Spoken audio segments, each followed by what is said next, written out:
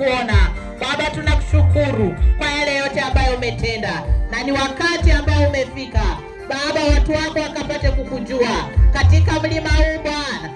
Open air isiwe ni bure, bali Bwana ukakomboe nafsi, ukakomboe watu wako katika mlima huu. Tunadai wokovu, tunadai uwepo Baba, tunadai Bwana watu wako kufunguliwa katika jina la Yesu. Nasi tunapoenda nyumbani Baba, tumejiweka mikononi mwako Bwana. Program zote za leo, za kesho kutwa, mikononi mwako Baba tumeziweka, nasi tunajiweka wakfu mbele zako kwa jina la Mungu Baba, Mwana na Roho Mtakatifu. Amen.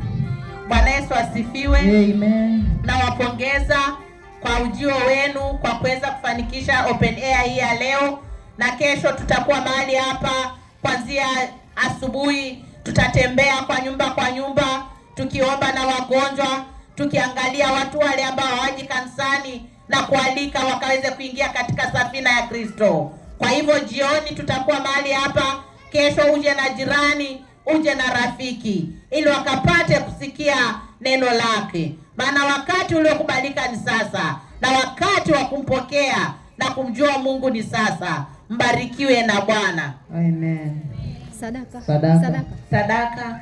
Kama uko na sadaka tunaweza kupata kawimbo hapo tukitoa, maana ibada inakamilika na sadaka. Alafu Sister Neli utaombea matoleo.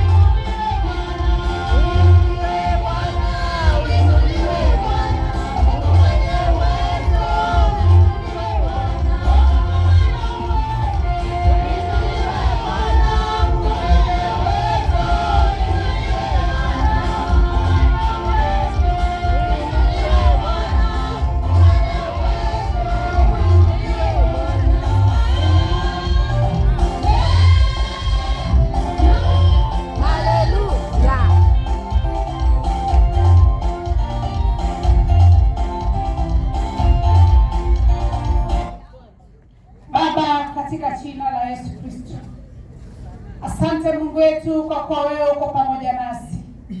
Asante Mungu wetu kwa maabudu yote ambayo tumekupa Mungu, tumekuona ukiwa mwema. Asante Mungu wetu hata kwa injili kupitia mtumishi wako amenena neno lako. Hivyo Mungu imependeza watu wako wakakuja katika madhabahu na sadaka hizi. Hivyo Mungu katika jina la Yesu Kristo aliyo hai, naomba Mungu neema hii washukie watu wako waliokosa matumaini. Mungu wetu wapate matumaini kupitia saka hai. Walio wagonjwa katika jina la Yesu Kristo kupitia saka hizi wapate uponyaji. Tunakushukuru Mungu wetu kwa sababu wewe ni Mungu wetu.